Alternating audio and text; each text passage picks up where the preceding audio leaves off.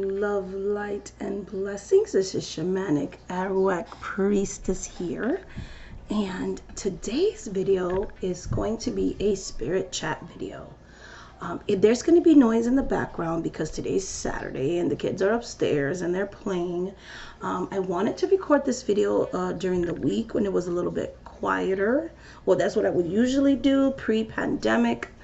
But the weekdays when I do have quiet time are reserved for client reads because I've had to change my work hours. So I'm going to have limited morning sessions. I'm still going to have them, but they're going to be a little bit more limited for specific days. And things like that, because I do have some international clients, and the only time that works for them will be daytime because of the huge time difference, and I do want to be aware of that. So I'm going to be dedicating a day or two of the week for morning sessions. Okay. Also, my day off is going to be changing in the middle of October.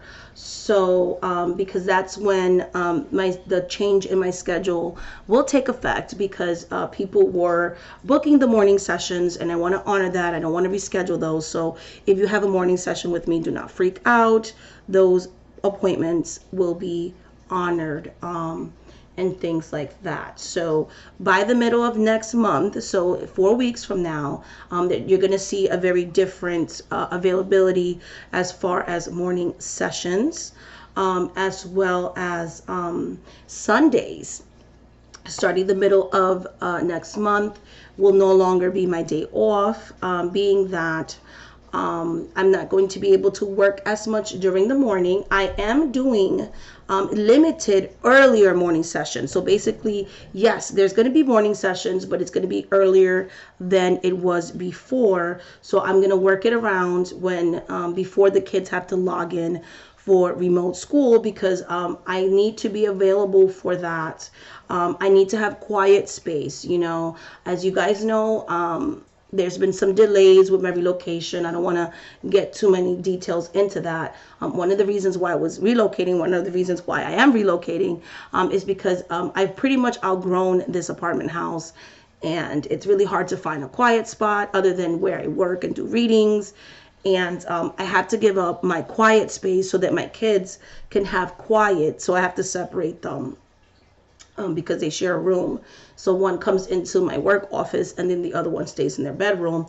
That way they can have that quiet time when the teacher is doing online instruction and things like that. And I don't want my readings to interfere with their education. Education is important. So what I did was, for those people that can only do morning sessions, there's 2 days a week they're going to be dedicated to that. And it's just going to be at an earlier time. So I feel like that's a good compromise. I'm also extending my night hours to make up for having a little bit more limited morning readings, so I can get a good amount of hours in a week. That makes me more accessible. That makes me take on more readings, and therefore toning down and really having shorter wait periods between readings and things like that. You're also more than welcome to buy your readings ahead. I have clients that do that as well. They'll buy a reading a month ahead or something like that, so they can be sure to see me. Some people like to read on a weekly basis, bi-weekly, once a month, whatever the case may be. So I do have clients that do that, and I'm okay with that. Also, like I said, I'm extending my work hours in the evening. So I'm going to be working later because by that time my children are in bed, and that's also a time that I will actually have quiet so that I can focus on the readings and give you guys the best of my abilities. I also am not doing shamanic healings right now because school just started. So I'm going to bring those back later on. I'm also continuing the workings that I'm currently doing with clients. I'm not taking on any new workings right now. I have a list of people that are on a waiting list that are waiting for me to their work because they booked me while I was on break, and I emailed them and said, hey, your work probably won't start till October. So I already have obligations for the month of October. I already have obligations for September, the next 2 weeks that we have going. So I'm pretty booked when it comes to spell work, possibly into November. So that's why I took off the spell work consultation out of the website, because a lot of times people don't read things, and I don't want anybody being upset when I'm like, I can't even start your work for 2 months from now. So I'd rather just take that out the shop temporarily, put it up when I'm a little bit more caught up with my spell work and things like that. Also, my one day off is going to be Friday. So if you book something on a Friday, if you email me on a Friday, you most likely won't get a response until Sunday evening, because I am going to be working now on Sunday nights. So when the kids are in bed, I'm going to be doing 3 to 4 hours of readings on that evening. Okay. So yes, that is what's going to be going on with my website, with my services. I'm not doing any shamanic healings right now or spell work consultation at this time. Okay, so I also wanted to do, a topic that I also wanted to talk about. So this is going to be like a 3-topic video. I figured for the people that are not interested in my business, they could always forward it to the area of the video they're interested in. I wanted to talk about a trend that I've been seeing lately on social media, and that's the whole thing with mixed mashing loas and orishas. So I'll get a lot of questions like, I'm going to petition Papa Legba because I need to talk to Oshun, and things like that. Or I talk to Elegua because I got to talk to Freda. Just like you and I are different individual people. So just because someone might be of the same race, the same country, they're still individual people, even when you are family. Okay, even when you are family, like my daughter and I are 2 completely different people. My son and I are 2 completely different people. You and I are 2 completely different people, even if we have things of the same interest, even if we are from the same culture or race, and even if we're not. So that's the same way you have to think about the spirits. An Orisha and a Loa, first and foremost, are not God and goddesses. That's a very new age way of calling them, and it's a trend that's been going on. So one person said something and then it just spreads, and then the misinformation continues to spread, or someone who claims to be an authority, which isn't really an authority, writes a book, and some of it is true and some of it isn't true, and then the misinformation just continues to spread. This is why it's so important that the oral traditions continue to be passed within family, so we can preserve the truth and the authenticity, so that things can stay authentic, and keep it intact. Passing traditions orally, nothing can replace that. Learning one-on-one, nothing can replace that. It's why I don't do so many classes and I have a select amount of people I teach at a time, because I try to keep it as authentic to that as possible. Because I believe in learning orally, and things like that. So, people have tried to pretty much make them fit into what they see mainstream on social media, especially. So social media is like a double-edged sword. So because of that, you have this trend, even people within my own culture saying like God and goddesses or whatever, because maybe they heard that from somebody, but they never actually went to an elder, to a traditionalist, to someone who's really of that culture. And it's not that I have anything against goddess and goddesses, but when you start to call the spirits God and goddesses, one, it takes away from their tradition, because even within Africa before colonization, there was only one God.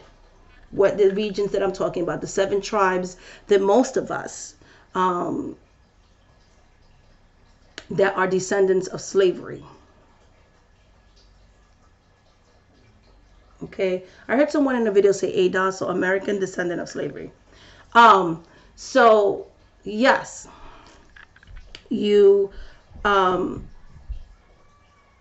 you start to whitewash their religion and kind of trying to make them fit into your agenda, because in Santeria, I'm going to talk about specific. I'm talking about cultures I grew up in. In Santeria, when you talk to the old timers, when you talk to the elders, when you talk to the godparents, not the ones that are trying to fit into YouTube and fit a certain aesthetic and, you know, blah, blah, blah, blah. I'm going to compromise my morals because of money. I'm not talking about that. I'm talking about the old school, right? They will tell you, like, Olondumbare, you know, Olorum, Olofi is God represented by the sun. He is the creator of all of them.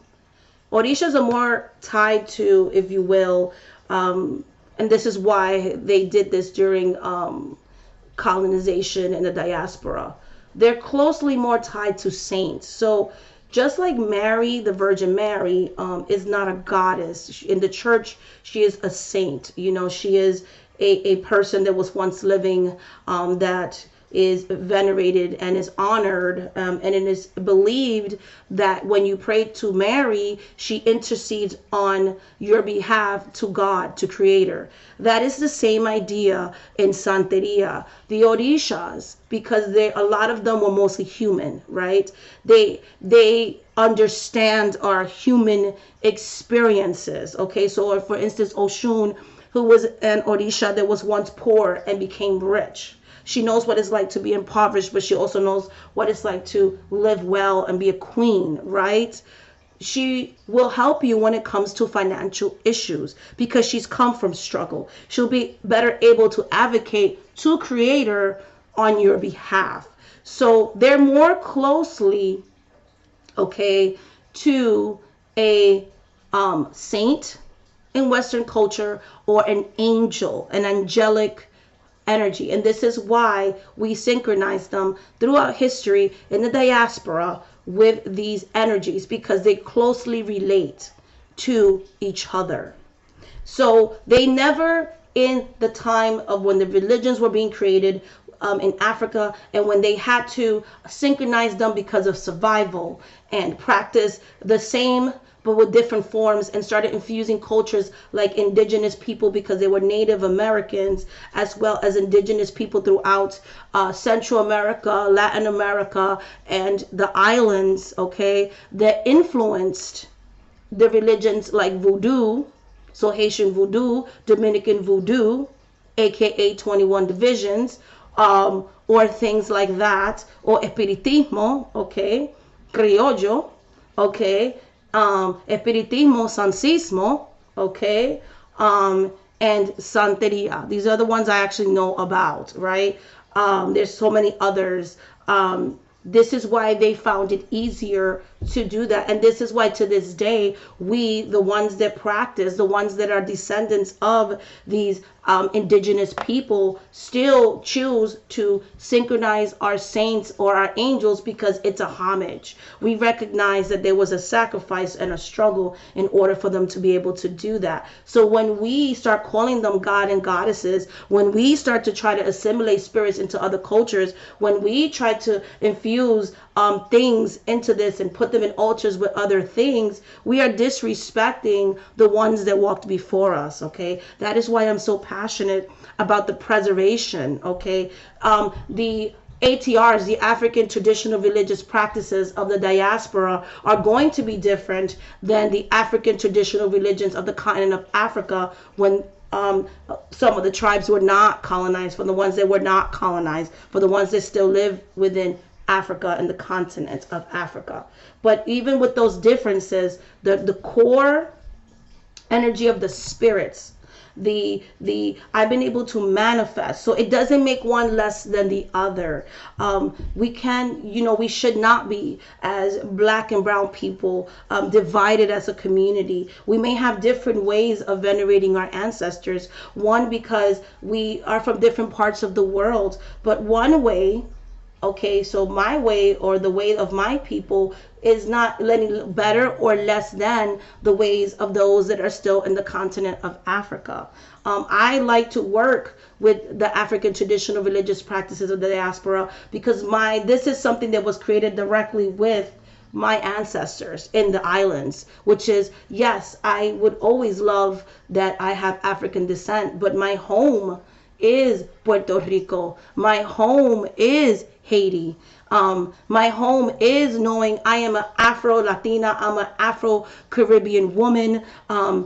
I love working with the religions of the diaspora, because I get to actually claim my Taino Arawak lineage, okay? And we're going to have a little bit more of different spirits, because a lot of us from the diaspora are mixed blood. So it will be natural that we would be serving African ancestors along with native or indigenous ancestors, or in some cases, in Haiti, we have white loas, because some Haitians do have of white descent, even if it was from slavery, okay? There are different races within the Caribbean, okay? We always say nation first, so we'll say Puerto Rican, but we know that most islanders are made up of the majority of 3 races. So that would be maybe Spaniard, Portuguese, in some cases Irish,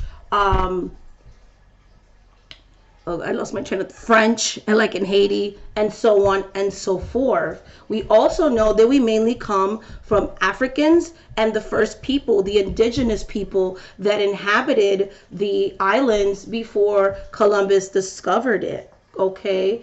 And again, we come from monotheistic religious practices. That's why I made that video. They're not God and goddesses. They are their own things. With that being said, the Loas are not the same as an Orisha, because the Orishas are from mostly the Yoruba people. And that's a separate tribe with a separate language, with a separate culture. Also, you have the Benin and Togo. You have people from the Congo. You have Congolese people, you have the Dahomey people, so on and so forth.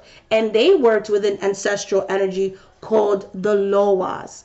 And the Loas, a lot of them are ancestral. Some of them are spiritual beings that were never alive, with the case of Dambalawedo. He was never human. But then you have Barom Samdi. You have Madame Brigitte, where they actually go to the cemetery and visit their tombstone. You have people like Mary Laveau. She is a historical figure. In New Orleans, they go and visit her tombstone. So this is also, in Voodoo, it's a very ancestral practice, and a Loa is a different energy than an Orisha. Yes, they're from the same continent of Africa, right? So for instance, Yemaya and La Serena are completely different. They're from completely different cultures and completely different practices. So where the Orishas come from the Yoruba, they come from Ifa, right? These spirits come from Voodoo, because there's African Voodoo, there's Haitian Voodoo, which has African Voodoo aspects to it, but it also has a lot of Taino influences. The Tainos helped the Haitians, for instance. They named the islands in the Caribbean. They named Haiti, okay? They named it because it's a very mountainous region, okay? They also helped to co-create the Veves. When they were getting killed, they started incorporating the semis into voodoo. So there are semis in voodoo. There is a lot of indigenous aspects to Haitian voodoo, which makes it different than African voodoo. So literally, the religions of the diaspora are what our ancestors that came into these foreign lands, it is the legacy and the inheritance of what they left behind for us. So it's important that we don't start to think, well, the Loas and the Orishas, no, because they're not the same thing. If you want to petition an Orisha, you have to go through Elegua. If you want to petition a Loa, you have to go through Papa Legba. They are different. La Seren and Yemaya are completely different. For example, Yemaya is a spirit that reigns over marriage. She reigns over motherhood. She has actually more in relations to Ezilidanto, who is a warrior and is a mother and represents fertility and things like that. She has more close bonds because she's more of that mother. So Yemaya is the mother of the Yoruba people, and Danto is the mother of Haitian voodoo. Okay, she is the mother of the voodoo of the diaspora. Okay, La Seren is actually closer to more of an Oshun energy and more of a Freda energy. La Seren loves opulence and riches. She's a lover. She is a seductress. Okay, she has certain things that are relatable to Yemaya, but mostly she is not very motherly. Oshun is not very motherly. It's why it's very interesting when I see her in tarot being portrayed as the Empress. I've always seen Yemaya as the Empress because Yemaya is the mother archetype of the Yoruba people. Oshun is more about love, so that dating, attracting a new lover, and attracting finances. Oshun is always covered and portrayed as covered, because she loves to look at herself in the mirror. She's very positive about how beautiful she is. She's a very confident energy, as is La Seren. La Seren has a child that hardly nobody ever talks about because she's more about how she looks and attracting beauty and things like that. So they're more beauty and money. But if you want long-term love, you're going to talk to Yemaya because Yemaya is about marriage and that long-term. Oshun has many lovers. Ezili Freda has many lovers. They're very sex-positive spirits, okay? They're very sex-positive spirits, whereas Yemaya is more traditional. La Seren and Yemaya, yes, they're cousins. Like we say when someone's Dominican and someone's Puerto Rican. A lot of people like to lump them together. And people like, why you guys get mad? No, it's not that people get mad. Dominican culture, even if we have similarities, they also have a different way of speaking Spanish. And they're their own ethnic group with their own ethnic traditions. And Puerto Ricans are, and Haitians are, and Jamaicans are, and Trinidadians are, and so on and so forth. Just because we live in islands doesn't necessarily mean we do everything the same. Brazilian culture would be different, than other cultures. We all have different ways of venerating our African ancestors, our indigenous ancestors. Some of us are even separated by language, different types of music and foods and things like that. Because remember, different tribes went to different places. So depending on what tribe landed on your shores, depends on how you would practice your religious practices of the diaspora. So it's like, think of it as cousins, okay? Or think of it as two different ethnic groups. It's like a lot of people like to lump up Native Americans, and Arawak or Taino is going to be different than a Navajo, and things like that, okay? Now I do have mixed Native lineage. So while I do have Arawak, I do have Native ancestry from Central America as well. I didn't grow up within that culture of that tribe. So it's why I don't talk about it a lot. It is something that I would love to rediscover and learn more about. But I grew up more with my Taino culture and that kind of thing. But yes, so there, like I said, there is a difference between a Loa and Orisha. They're from two completely different types of religious practices. They're from different African tribes, okay? So hopefully that makes sense to synchronize them is not good, because just like we shouldn't be lumping races of people together and just saying, well, they're all from the Caribbean, so they're all the same. We are all individuals, and so we should respect the spirits in the same way and kind of really learn about them. It's just a completely different culture, completely different tribes, and just completely different practices. Now, I do work with Orishas and Loas, but I do not work with them as a lump thing. I keep my Haitian voodoo ritual separate from when I do things with the Orishas and other practices that I have. So that was my conclusion to the topic about the differences between Loas and Orishas, my business announcements. Then I wanted to share something really quickly. As most of you know, I've packed like 90% of my stuff. And what this taught me to do is, I think, you know what, I think, yeah, I'll just keep doing, I'll just do a long video today. Because I just don't want to upload 2 separate videos. So I wanted to share some of my favorites, because I got to keep 9 decks out.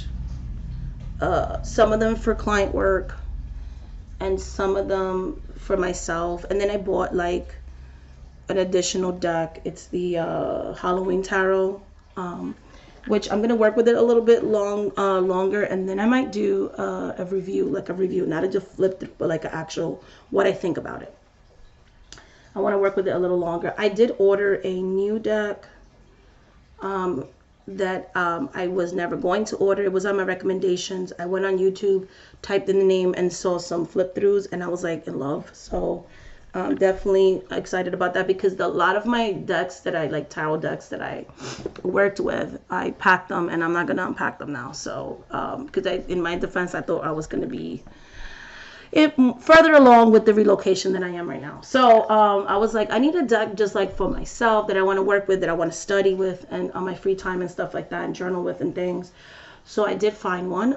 This one I do eventually plan to use it as a working deck, but I want to work with it a little bit longer, because this one deals with mythology and fairy tales, but it's very inclusive. It's very diverse. The artwork is gorgeous. So I got the guidebook, because I really want to study the mythology. And I do excuse the author, because they have well intentions when they call the African deities goddess. It's like, ugh. I've just learned to like let it like slide, because it's, yeah. But for you guys that watch my channel, I want to properly educate you guys. But sometimes I got to let things slide, right? Because then I'm just going to be mad about everything. But I don't want to be like that. But anyway, so packing up 90% of my things has actually made me work with things more, appreciate things more. It is a struggle, because there's a lot of times I'm tempted to like rip the box where the rest of my collection is and things like that. But anyways, like I missed my Hoodoo Tarot that got packed away accidentally. So like I want to work with it, because like we're getting into ancestors, you know, it's the fall, like the best time to work with the deck, you know, it's packed away, and it would just be too much to unpack right now. Anyway, so I think the fairy and mythology deck is going to kind of scratch that itch of like, because I do want to work with that type of like ancient energy. Ugh, I had like a lint or something in my eyeballs bothering me. Okay, so yeah, so I do want to work with that. So maybe that will replace that itch that I have to like rip my boxes open. So I've been working a lot with the throat chakra, okay, because I'm back to work again. So I've been rubbing this. It smells so good, this oil in my throat chakra before I do a reading. So definitely a favorites, because I'm doing like a little quick mid-month check-in on this video as well. So that's been one of my favorite things. These sprays too, so I buy them regular ones that I show you all the time from the Spanish store, but because I don't want to carry a big bottle around, I like to carry these in my purse and have these in my reading altar. So sometimes I'll spray between readings Rue cologne, because I do like to take a 5 to 10 minute break between my appointments, spray the air. Maybe I'll burn some Palo Santo or some sage or something like that. But sometimes, because I don't always like, I get allergies, or I don't always want to be like smoke in my face, I'm asthmatic, you know, I'll just spray some Rue Cologne or some Yerba Buena. So I've been doing that a lot lately. And some bay rum. And last but not least, this is like my arsenal here, Florida water. So that's what these little spray bottles contain. I've been using a lot because I found this when I was packing. It's in my work altar now, my reading altar. My beautiful, this has like quartz. It's rutilated quartz. I believe that's what the name of it is. It has like tourmaline aspects to it. Beautiful. Love it. Nice balancer. I feel like it kind of balances that light and shadow when I'm doing reading, so I like it up there. And I've been obsessed with the crystal of the month, or the crystal of mid-month is my clear quartz. So I've been having these pieces out. Again, I packed up 90% of my crystals, but clear quartz was a crystal I wanted to keep out. So I have them in bigger pieces, and they're in my reading altar. Some of these two are, so I keep my decks in wooden boxes, and I have these standing in front of the box, kind of just having that beautiful quartz energy, which literally covers all 7 chakras. It is a master stone. It is the most powerful crystal, really, because if you can only afford one type of crystal, clear quartz covers everything. It's like that white candle. White to me is the most powerful candle color because it literally can replace any candle color. Same thing with clear quartz. And then this raw piece, this one I do keep in my reading altar. Okay, so that's like my obsession crystal going on. That I just have like so many different pieces of it. This guards my sprays that I just showed you, and my chakra sets and crystals and things like that. I've been burning a lot of chakra incense, mostly with the root chakra one, or chakra, and the sacral chakra one too as well. So those are the ones I've been burning. And last but not least, burning that beautiful crown chakra. So yes, so I've been working with this incense, definitely a favorite this month. And then as far as decks, like I said, I only have like 10 now that are out and not packed. It has made me I like really appreciate my working decks, because before I used to be like, I don't share my working decks, the decks are separate, or whatever the case may be. I have been using this for myself too, when I've needed readings about the move and things like that, and just making sure I clear the deck, so when I use it on clients and stuff, I put it back in order, I'll sage it, I'll do everything else so that I could clear that energy and then say, okay, I'm charging you to read for the clients now. But I really, for the month of September, have been drawn to Rider-Waite-Smith. Those of you that followed me for a while know I'm obsessed with Rider-Waite-Smith. However, my favorite version of Rider-Waite-Smith was always the original Rider-Waite-Smith. A lot of people don't like that one. I do. I like it better than Centennial. Centennial is a little bit too, the colors are too light. I like the way the original tarot looks like, because it has a lot of flaws in it. It looks aged. It just looks old. Like, I don't know how to explain it. Like, I like it because it looks old and things like that. And the Centennial, like, I've used it and everything, but it's not my favorite. My favorite rendition has always been the original tarot, Rider-Waite-Smith by US Games. The Platbacks I never liked because it had like that computerized font, and that was always my issue with the Radiant one. And also the colors are loud in the Radiant, so the Radiant's like my least favorite. My second favorite has always been the Universal Rider-Waite. But I don't like the new cardstock, so I bought one and I rarely use it. It's like brand new. But I did get a vintage 1990s one that doesn't have the stars in the back. So I'm looking forward to getting that in the mail. I cannot wait. I will show it to you guys. I love it so much. I can't compare it to my original one because the Universal Rider-Waite has been packed away. I do have like the little mini one, but even that one's different, and I love I love the cardstock of that one. But it's not the same as the full size one. Like they have different backs and stuff. But the person who bought it, she didn't know it didn't have the stars in the back, so she was disappointed with the purchase. And I'm like, I want it. So she sold it. She rehomed them. I bought like 3 decks from her, just like some vintage decks. So I'm like excited to get that in my hand. So yay for me. So I'm excited. I've been obsessed with the plaid backs now because they did something on US Games, which I love. They put back Pamela Coleman Smith's original writing. So once they did that, for some reason, I always had an aversion to this deck. I fell in love with it. I love the cardstock on this one. It feels more like the older US Games cardstock. And you see it has her handwriting in it. And I am completely obsessed with this version of the plaid backs. And I look forward to getting the older vintage one. I want to compare it to this one. I love plaid. So out of all my Rider-Waite's, other than the mini Centennial and the mini Universal Weight, which is more for traveling, but when it comes to client readings, the only one that I saved in its regular size, I was surprised, was the plaid backs. I've been reading with this one all month, and my clients have been so happy with their readings. I have a very undescribable connection with the Rider-Waite Smith. I have made this deck work for me because I'm one of the people, when I was getting into tarot and with the background that I have, the suits always represented different ethnic groups or different physical aspects of a person. So some of the suits represented darker skinned people, lighter skinned people, so on and so forth. So I read Rider-Waite that way.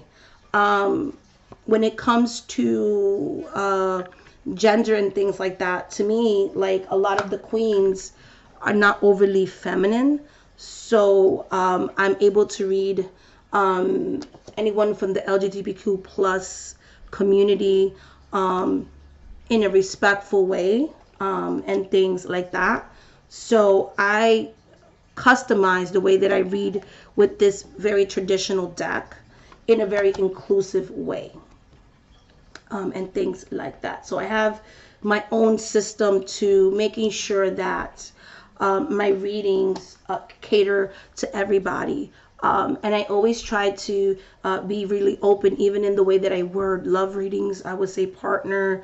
I will let the client lead, what's the name of your partner, and things like that. And I let them kind of lead that because we cannot all assume that every love reading is going to be of a heterosexual couple, right? We have different cultures, different people, and many different types of relationships. You're not going to have relationships that are completely monogamous. You're going to have some people that are very polyamorous. So as readers, we have to be able to be very open about these things and, modernize these. If you're going to use a traditional deck, modernize your interpretations of the cards. I do that all the time. Psychically and all these things and things like that. So yes, I know the book meanings, but I also have my own way of interpreting the cards and things like that. So yeah, so I've been having a really great time reading with this deck this month. I also do have some inclusive decks that I do that are a part of my working decks, such as the Illuminated Tarot has different racial groups of people and things like that. So what's hard for me is when people make modern decks, right? Everybody's abilities are different. So my readings are specifically channeled through spirits. And so when they put a modern setting on, let's say, like the Three of Cups, and they have like regular clothes, I don't connect with it as deeply as I do with the traditional cards. So I love that a lot of decks are very inclusive. And I'll use those decks, the modern ones, to read for myself and do more of a personal reading, because if I get stuck on something, I can always look at the guidebook. I can't do that when I'm doing professional readings. These give me the answers quicker. They're cleaner. They don't have a lot of stuff going on.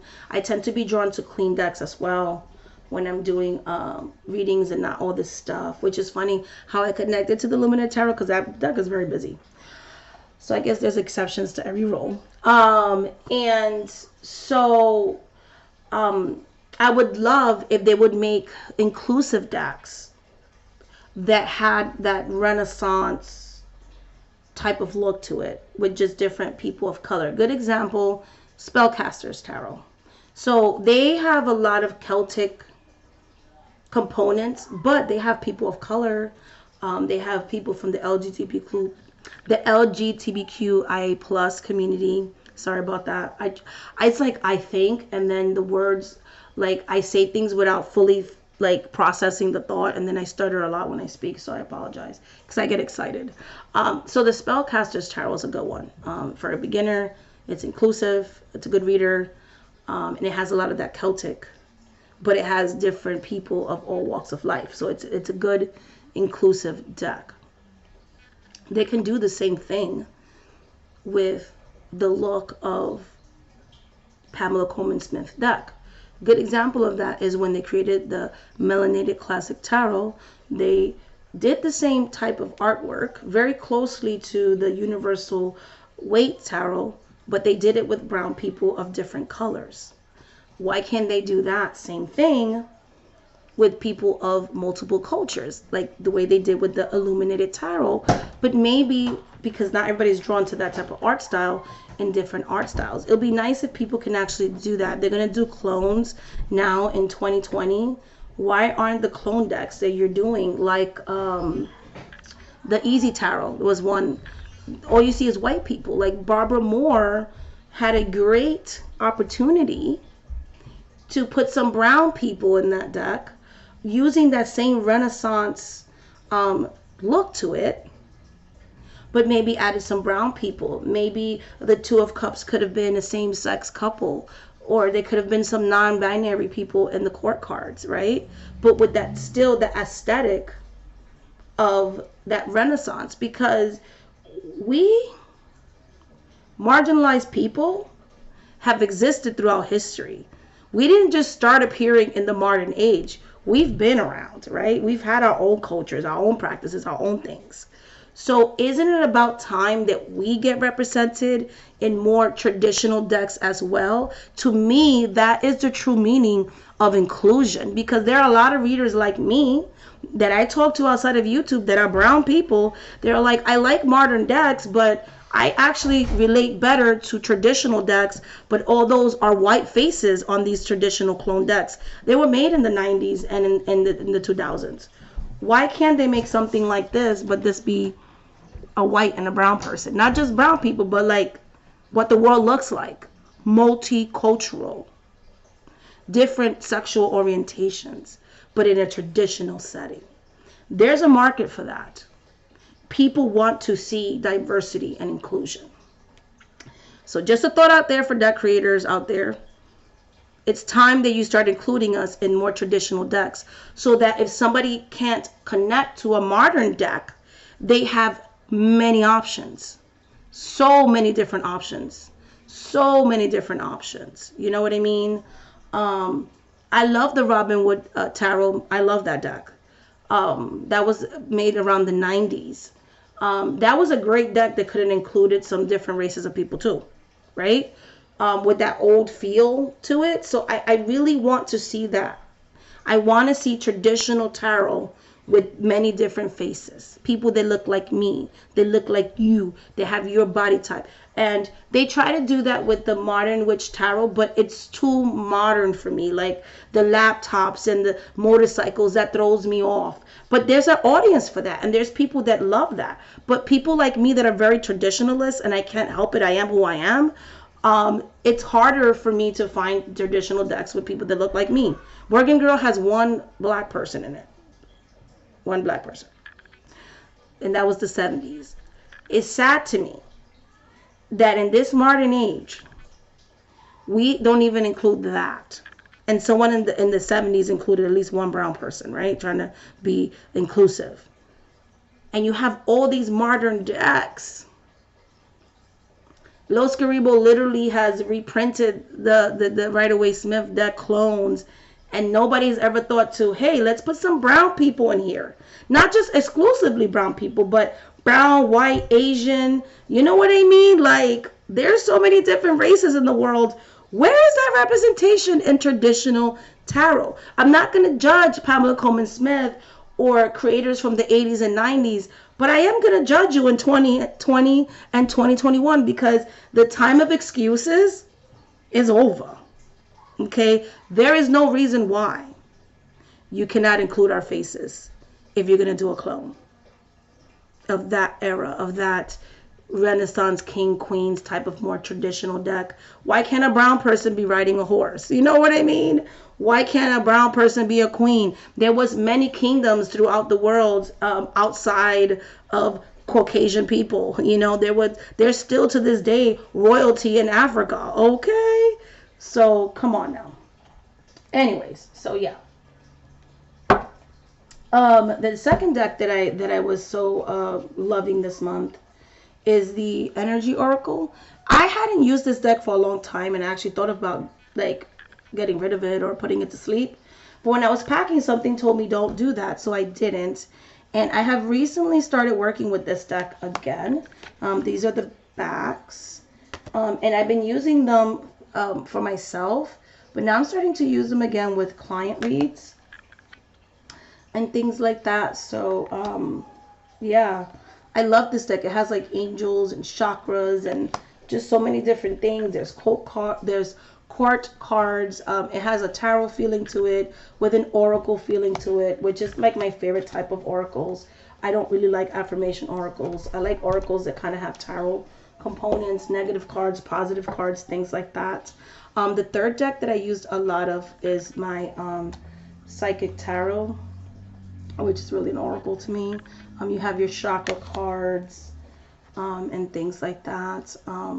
This was not this particular one, but this, other than Cartomancy, was my first deck. I got rid of my original copy, which I regret now because I wasn't using it. And I, this year, repurchased it because I've missed it in my collection and have not stopped using it since I purchased it.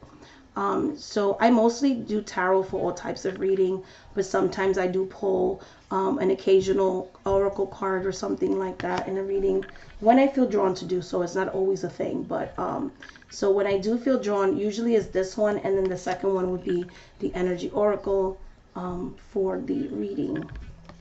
So in this deck, I've also used for myself. I'm not doing like card pulls, like I actually used to.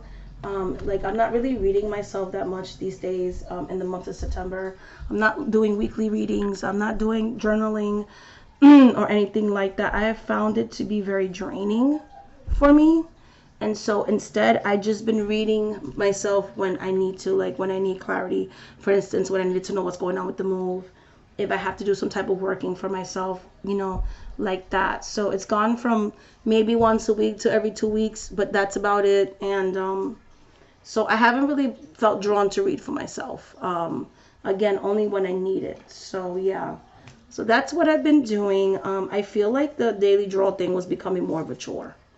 And things like that. You know, I work with tarot 6 days a week. So I feel like, you know, me reading for myself daily or even once a week was being like overkill. So I only read for myself when I need to. And usually I like to read for myself predictively. Like I do more than just, not more than just, because predictions are important too, but I do predictive readings, yes, but I also do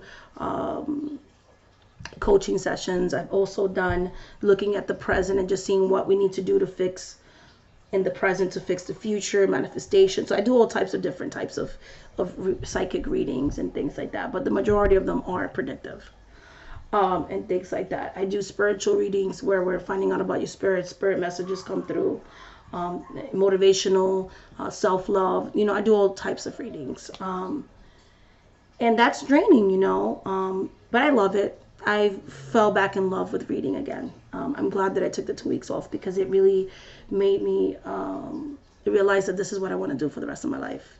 It really solidified my love of divination and helping people through the spiritual practice. So I think that's it for this video. It's really long. I'm sorry.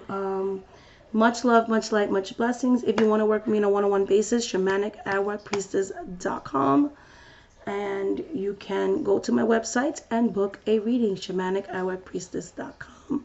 I do psychic readings and specialized readings, spirit cord investigations, energetic readings, past life readings, all that good stuff, as well as my psychic readings. Much love, much light, much blessings. Thank you so much for watching this video. You know, there was kids occasionally screaming on and off in this video. It's a Saturday, guys. You know, it is what it is. Bye, guys.